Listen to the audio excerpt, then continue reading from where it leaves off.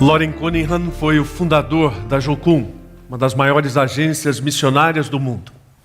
Quando perguntam a ele como é que aquilo aconteceu, ele diz que não foi obra dele. Aquilo foi obra de Cristo. Ele só se coloca numa posição muito humilde em relação a tudo aquilo que foi feito por causa da instrumentalidade dele. Mas se há uma pessoa que pode nos ensinar sobre fé, essa pessoa é Loren Cunningham. Ele conta uma história logo do começo da vida missionária dele, e ele foi visitar um amigo missionário na Nigéria para dar um apoio e estar um tempo lá com ele.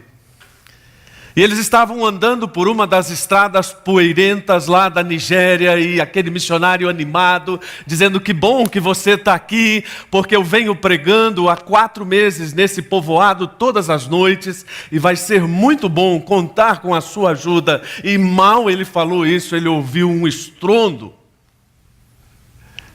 E Loren diz que o estouro de um pneu é igual em qualquer lugar do mundo.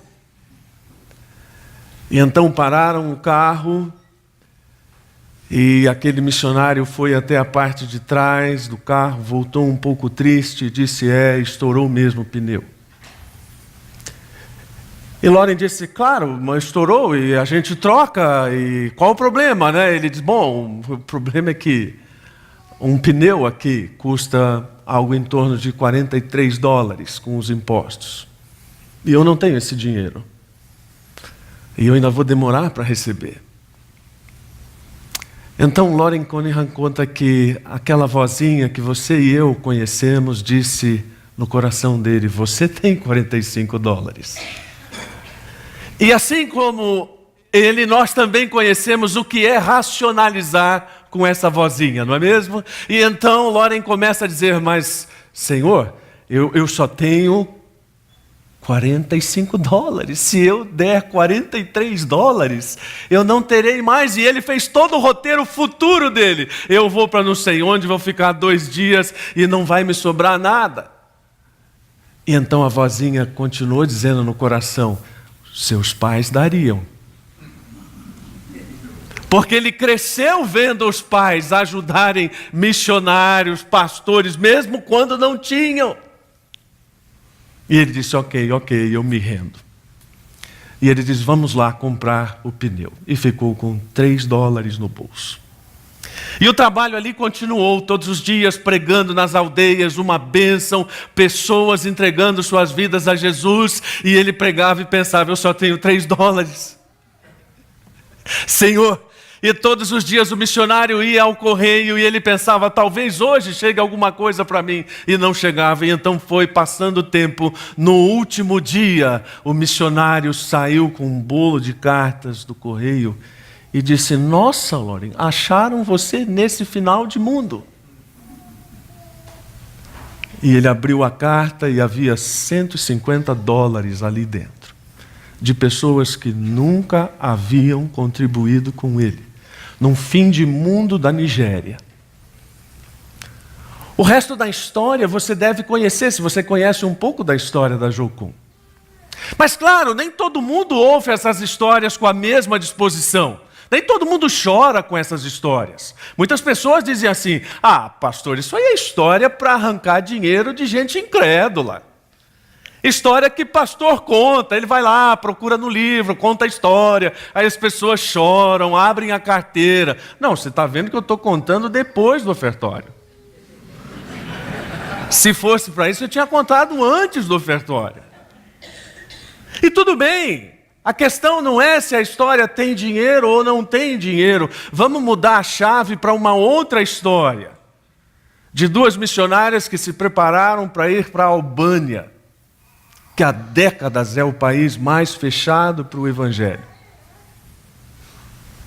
E aquelas mulheres estudaram, se prepararam, oraram, e então elas entraram na Albânia como turistas, cheias de evangelhos para compartilhar num lugar onde as pessoas que abraçavam o cristianismo naquela época eram colocadas em tonéis e jogadas no mar.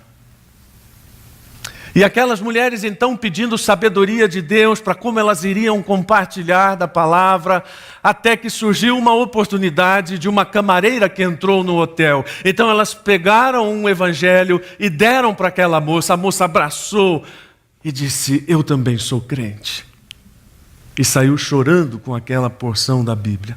Mas pouco tempo depois, alguns homens bateram na porta do hotel e disseram: vocês estão presas. E foram levadas para um lugar onde elas foram torturadas, interrogadas e ameaçadas de morte. E aqueles homens diziam: vocês traíram os ideais da República da Albânia. Mas aquelas mulheres se mantiveram firmes e tranquilas nas suas convicções, nas suas crenças, mesmo diante da possibilidade de fuzilamento. Como elas nada confessaram, como elas nada disseram, ao final do segundo dia de interrogatório, aqueles homens disseram: amanhã, às 9 horas da manhã, vocês serão fuziladas. Elas continuaram tranquilas. Permaneceram nas suas celas e no dia seguinte, logo pela manhã, elas foram tiradas com violência e levadas para fora do presídio, onde alguém as colocou num carro e deixou na fronteira da Albânia. Elas ficaram sem saber o que havia acontecido, sem dinheiro, libertas de um fuzilamento prometido, numa fronteira completamente estranha, naquela época, numa zona de guerra da antiga Iugoslávia, sem saber o que fazer. E então, naquele fim de mundo, aparece um motorista de táxi. Parece coisa de filme, né? E elas dizem, eles dizem, ou ele diz: vão para onde? E elas dizem: para a fronteira. Para entrar. Deixa aquelas mulheres na fronteira e quando elas perguntam quanto é, ele diz: nada, fecha a porta e vai embora. E elas então atravessam, mas vem aí uma fase ainda mais difícil, onde elas não sabem o que fazer, estão paradas na estrada, novamente, sem dinheiro, sem qualquer orientação, sem falar a língua. E então para ao lado delas um carro de luxo. Ele fala: não, pastor, agora você está forçando a barra. Não, não estou, vai ler lá no livro. Eu indico para você, me procura depois do culto, que eu te dou o livro para você ler. Aquele motorista nada faz, coloca as malas das mulheres, leva e então vem à fronteira da Iugoslávia. E elas veem uma fila, ficam apavoradas e dizem: vamos ser presas novamente. O motorista nem sequer diminui a velocidade, pega um acesso lateral, dá um tchau para fiscalização e entram. E elas ficam perplexas com aquilo. E então vem a fronteira da Itália e ela diz: bom, agora a coisa vai ficar complicada de novo. E novamente ele toma um atalho à direita e entra no país e então para o carro, tira as malas delas, coloca no acostamento e diz: Trieste, trem. E vai embora. Alguns dias depois, aquelas mulheres estão sãs e salvas em casa. Depois de fazer só essas duas narrativas, Loren diz o seguinte: depois que provamos dessa vida de fé, a vida comum não tem mais graça. Você fala: só se for para ele. Porque eu não gosto de viver perigosamente assim.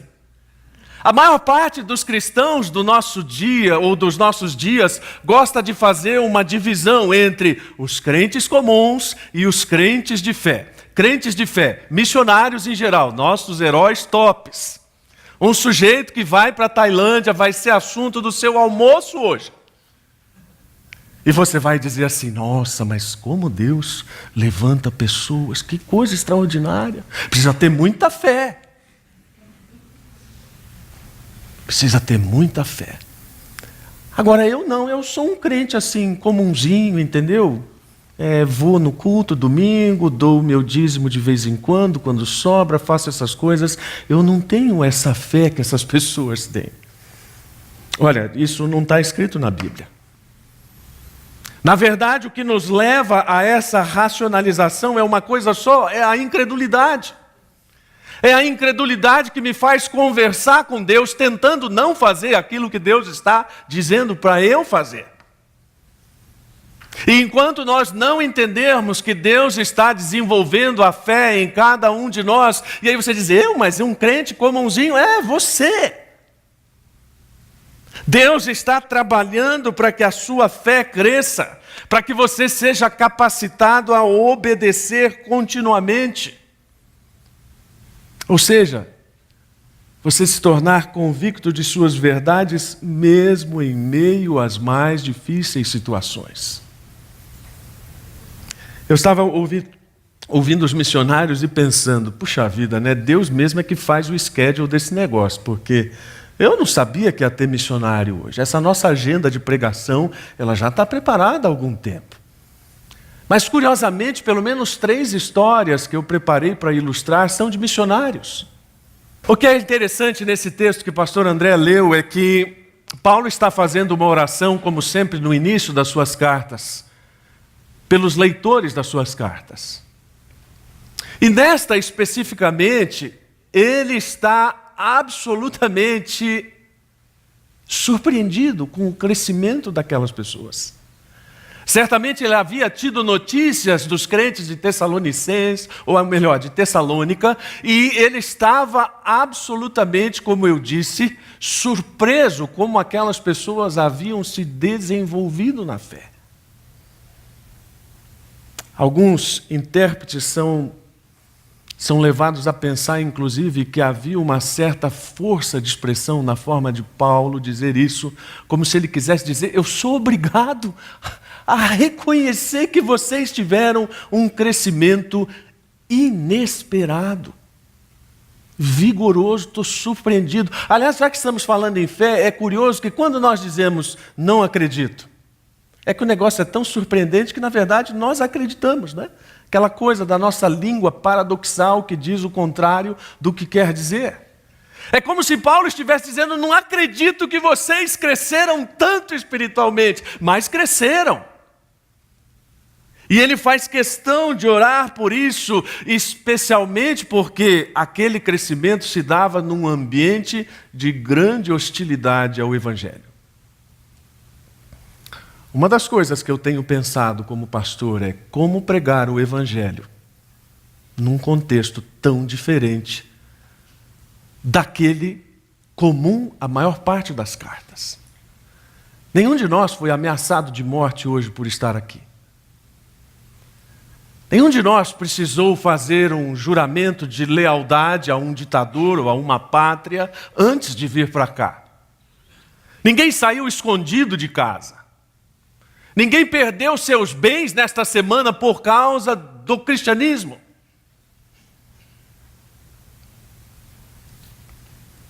A pergunta que nós fazemos então é como viver o Evangelho nessas realidades tão diferentes. E eu acho que eu cheguei a uma resposta que pelo menos satisfaz a mim.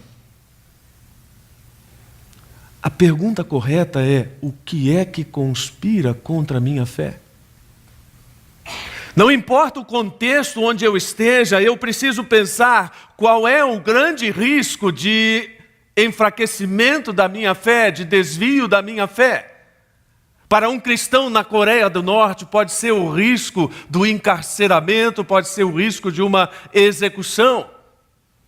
Para um cristão no Ocidente pode ser o risco de muito dinheiro na conta e uma tranquilidade, uma autossuficiência que desafiam a Deus. Uma coisa é certa, Deus está fortalecendo nossas convicções da mesma forma com que Paulo orou por aquelas pessoas. O versículo 3 que foi lido, o André disse, não podemos deixar de dar graças a Deus por vocês, pois sua fé tem se desenvolvido muito. Uma tradução melhor seria, nós somos compelidos a orar. Eu sou compelido a orar por isso e eu faço isso com orgulho. Puxa vida, como eu gostaria de ver alguém orando assim pelas pessoas da CB Moema. Um irmão André, talvez, não é? Algum tempo atrás ouvi o Ariovaldo Ramos dizer que o irmão André é uma espécie de apóstolo Paulo dos nossos dias. Eu sei que hoje a saúde dele já não é mais a mesma. Mas imaginem ouvir da voz de um homem como esse uma oração em nosso favor. E dizendo, estou impressionado, Deus, com essas pessoas aí da CB Moema, como elas se desenvolveram espiritualmente. Como elas têm demonstrado uma fé extraordinária. E como eu me sinto orgulhoso de orar por eles, e essa é a tônica em diversas cartas. Por exemplo, o Tiago faz uma oração muito semelhante.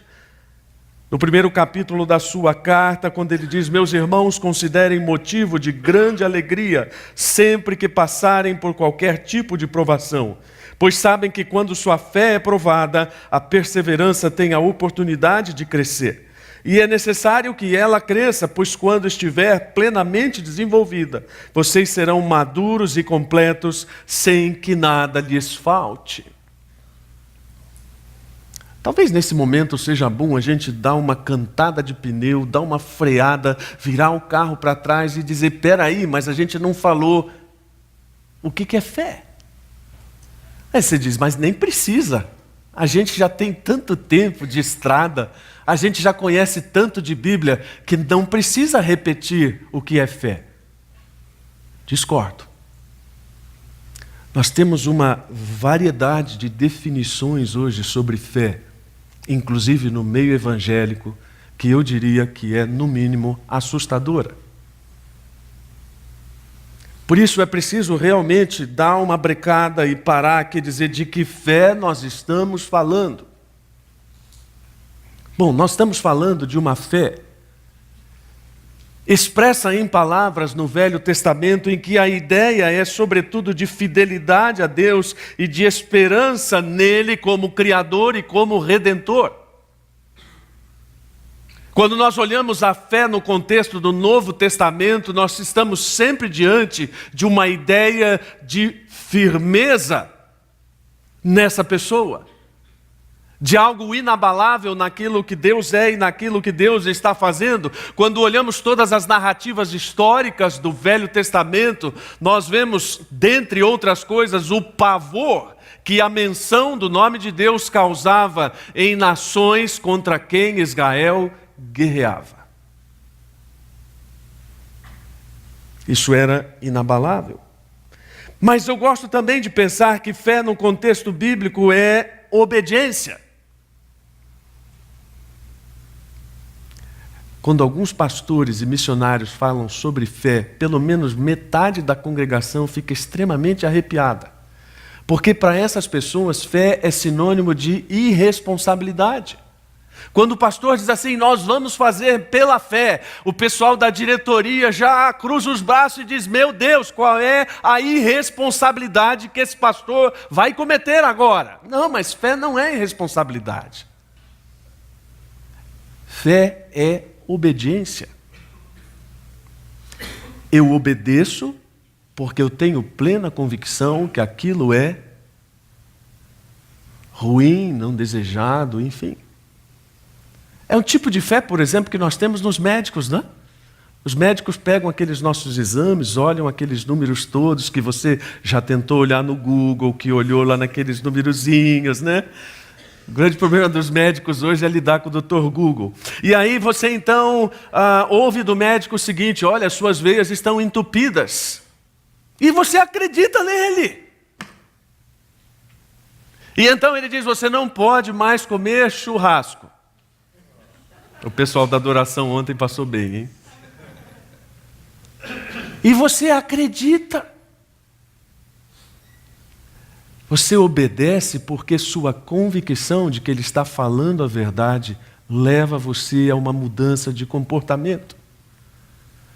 É o que Alexander McLaren falou a respeito disso, dizendo, há uma aversão moral na vontade humana e no orgulho da independência que diz, quem é o Senhor sobre nós e por que dependeríamos ou por que deveríamos depender de Jesus Cristo?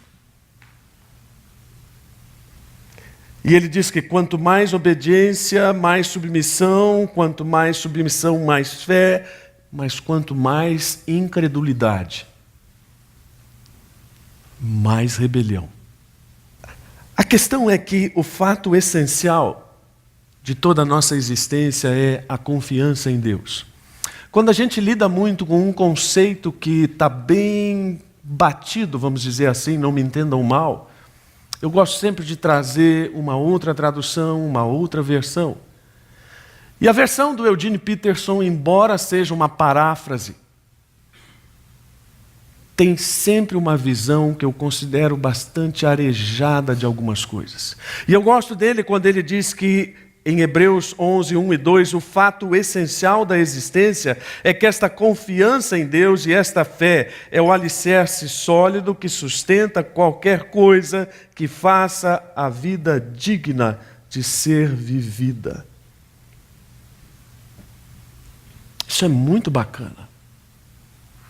Pode não ser a tradução literal do texto, uma tradição quase poética, uma tradução quase poética, mas que nos leva a pensar em que fé é tudo aquilo no que nós depositamos a nossa confiança a ponto de fazermos a vida digna por causa daquilo. A grande crise da humanidade nos nossos dias é a falta de um sentido para a vida.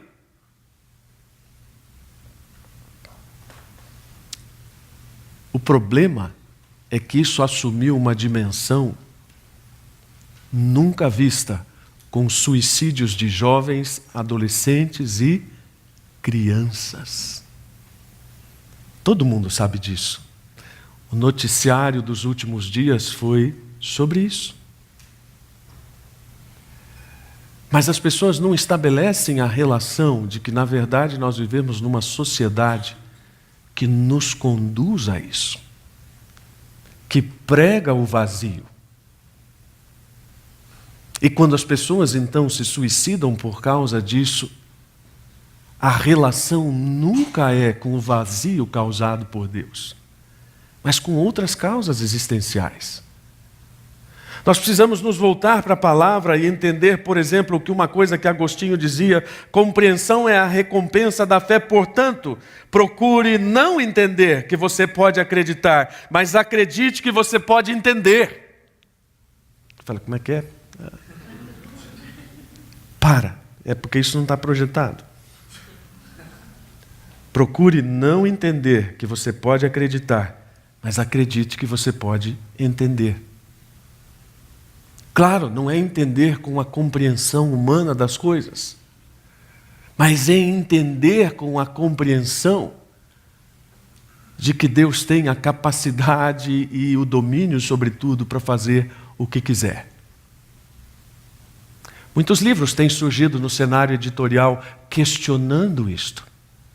Um deles, escrito por um autor americano, diz: se Deus me ama, por que não consigo abrir a porta do armário? Isso é uma alusão aos estudantes americanos que têm os seus armários com chave nas escolas. Uma forma bem prática de dizer, se Deus me ama, por que eu não consigo entender o que Ele está falando? Muito simples. De novo, porque Spurgeon nos ajuda a entender isso, colocando da seguinte forma a questão: fé é você ter nas mãos sempre alguma coisa a mais do que você consegue segurar. Você fala, não sei viver desse jeito. Mas não é possível viver de outro jeito. Eu fico olhando para a minha própria história de vida e então eu lembro que Deus me deu uma esposa e, puxa vida, isso era muito mais do que eu podia segurar nas minhas mãos. E você fala, nossa pastor, mas ela é tão magrinha. E então veio a primeira filha e eu pensei, puxa, é muito mais do que eu posso segurar nas minhas mãos. Então veio o segundo filho e, nossa, agora a coisa ficou bem mais complicada de segurar.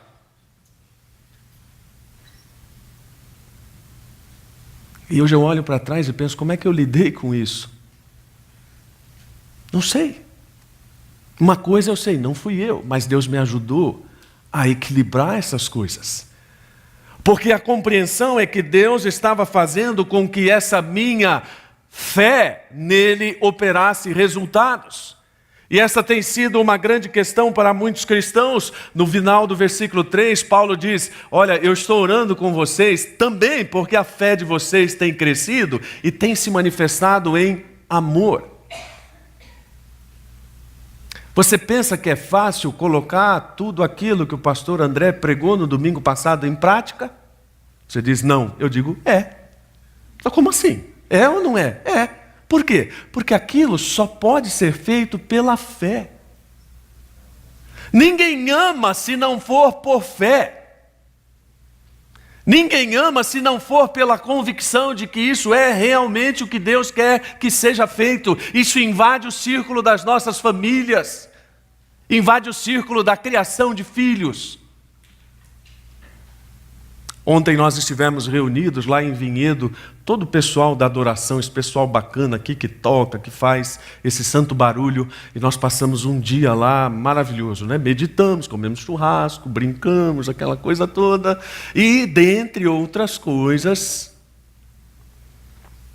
nós pensamos em alguns aspectos ligados àquilo que nós fazemos aqui.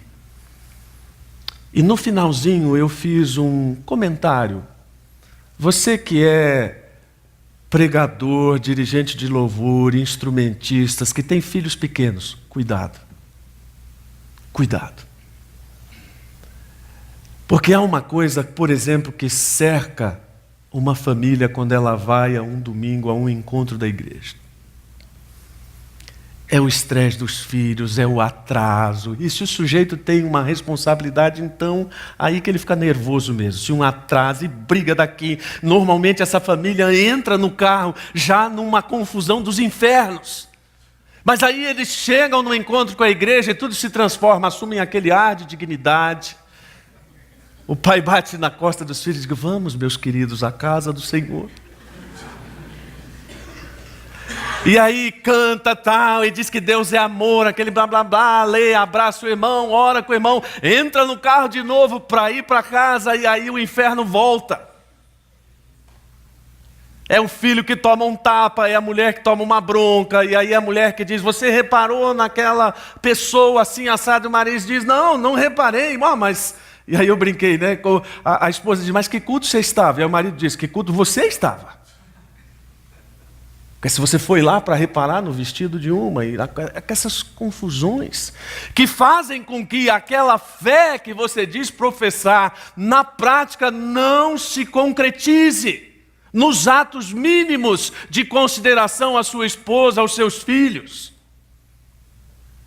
E essa tem sido a crise do cristianismo. Alguns dias atrás, pregando aqui, eu disse que esta era a restrição de Gandhi. Gandhi dizia: me mostre um cristão que viva o cristianismo na forma como Cristo pregou, e talvez eu vá crer nisso. Deus está fazendo com que a nossa fé seja digna do chamado que Ele tem para nós. Há uma coerência muito grande nisso. Porque Deus não nos chamaria para uma coisa incoerente com a sua pessoa. E há uma coisa absolutamente interessante a respeito disso. Uma pessoa que é digna do chamado de Cristo é uma pessoa que é impressionada pela bondade de Deus. Ela vive impressionada pela bondade de Deus. Isso muda toda a forma como ela age.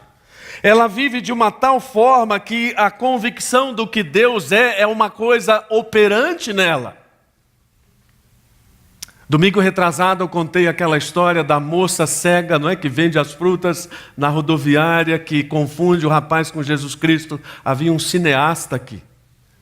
Ele ficou tão impressionado com aquela história que ele disse depois, durante a semana: pastor, eu vou fazer um filme daquela história. Eu falei: sério? Você está brincando? Eu falei: não, sério. Eu já tenho tudo na minha cabeça. Eu estou aguardando para ver. Porque ele parece talentoso. Foi o Gui e a Teca que trouxeram. Ele me contou um filminho, vou dar um spoiler para vocês, tá? Não sei se ele vai mostrar isso, mas são curtas, produções de curtas com a verdade do Evangelho, e nós estamos querendo aproveitar isso aqui na CB Moema, esse talento dele. Mas ele disse que criou um filmezinho com um sujeito estilizado de pintor francês, na Cinelândia, no Rio, pintando um grande painel com a palavra paz. E então já o P pintado, o A pintado, e ele começa a se voltar para as pessoas, dizer com sotaque, desculpe, eu não sou brasileiro, como é que se escreve a última letra aqui da palavra paz? Então um diz assim, não, é com X, o outro diz, não, eu fiz doutorado, é com 2 S, o outro, não, é com tal. Vem um sujeito com um baldinho de tinta vermelha, olha para o negócio, ouve a pergunta, pega o balde e joga no painel e diz, paz se escreve com o sangue de Cristo. Nossa, eu fiquei com vontade de aplaudir o negócio, não tinha nem visto. Só ele me contando, agora já contei tudo, vamos esperar para ver. Nós somos dignos do chamado quando o caráter de Cristo se realiza em nós.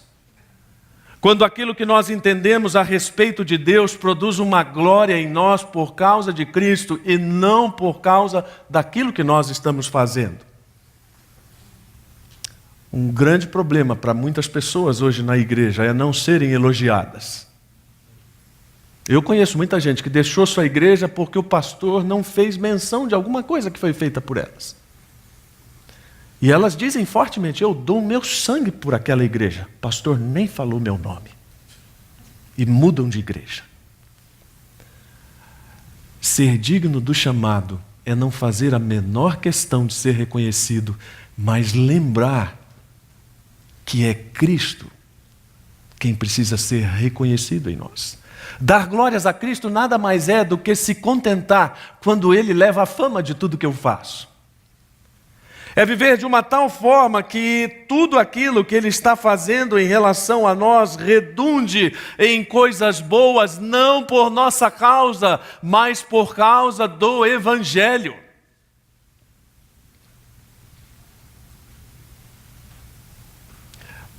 Uma das coisas que me inquietam, se você é um estudioso do assunto, pode me procurar depois para a gente conversar.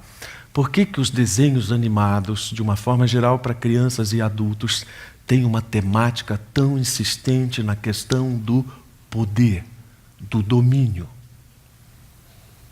Por que nós precisamos de super-heróis?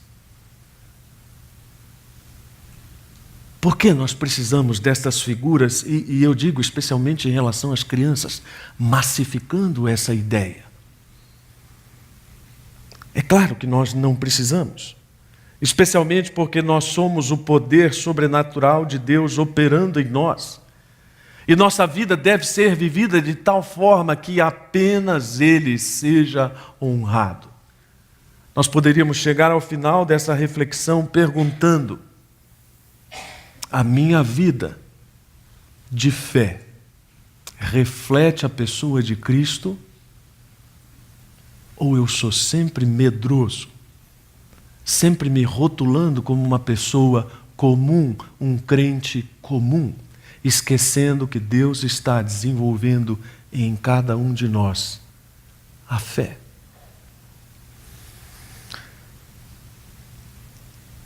Das muitas histórias que nós temos ouvido, as que envolvem crianças, como eu já disse a vocês, sempre me impressionam. Depois de um atentado terrorista, um filho está tentando encontrar o pai no meio dos escombros, aquela poeira toda. O filho enxerga o pai e diz, pule, filho, que eu estou aqui embaixo. E o pai chorando diz, papai, eu não consigo lhe ver. Claro, não com essa tranquilidade. E o pai diz, pode pular, eu consigo ver você. Fé não é propriamente como nós vemos a Deus, mas como Deus nos vê primariamente. Para depois, secundariamente, então, a como vemos a Deus, ter importância para formar todo o nosso caráter e toda a pessoa de Cristo em nós. Percebem? Eu estava aqui pensando enquanto me preparava ali sentado no Tiago, na Mila, Paulo e Cláudia, que viajam esta semana, outras pessoas da congregação que eu sei, que estão aí em momentos decisivos. Eu gostaria de deixar com todos vocês esse pensamento bem simples, de que tudo isso não é propriamente uma questão de como vemos a Deus, mas de como Deus nos vê. É muito mais amplo, muito mais amoroso, muito mais misericordioso. Viver dessa forma é bem coerente com essa fé que Ele está desenvolvendo em nós. Vamos orar. Deus, muito obrigado porque a Tua palavra nos enche de alento e quando bate aquela covardia, realmente nós temos que dobrar os nossos joelhos, abrir a Bíblia, deixar o Espírito Santo falar e lembrar que é o Senhor quem está desenvolvendo a fé em cada um de nós. E agradecer, porque por causa dessa fé, tanta coisa bonita é feita em Teu nome. Por causa dessa fé, tanta gente é suprida de todas as formas, inclusive e principalmente com a pregação do Evangelho. Ó Deus, eu peço que se alguém aqui nesta manhã está incomodado, está em face de um dilema, uma decisão que precise ser tomada, uma nova fase a ser iniciada, enfim, seja o que for, que a ideia de que o Senhor nos vê seja maior do que aquela de que temos quando não podemos ver o Senhor. E que a coragem para obedecer seja simplesmente a fé para viver o que a Bíblia diz. E que o Senhor nos satisfaça com esta Tua palavra. Nós oramos em nome de Jesus. Amém.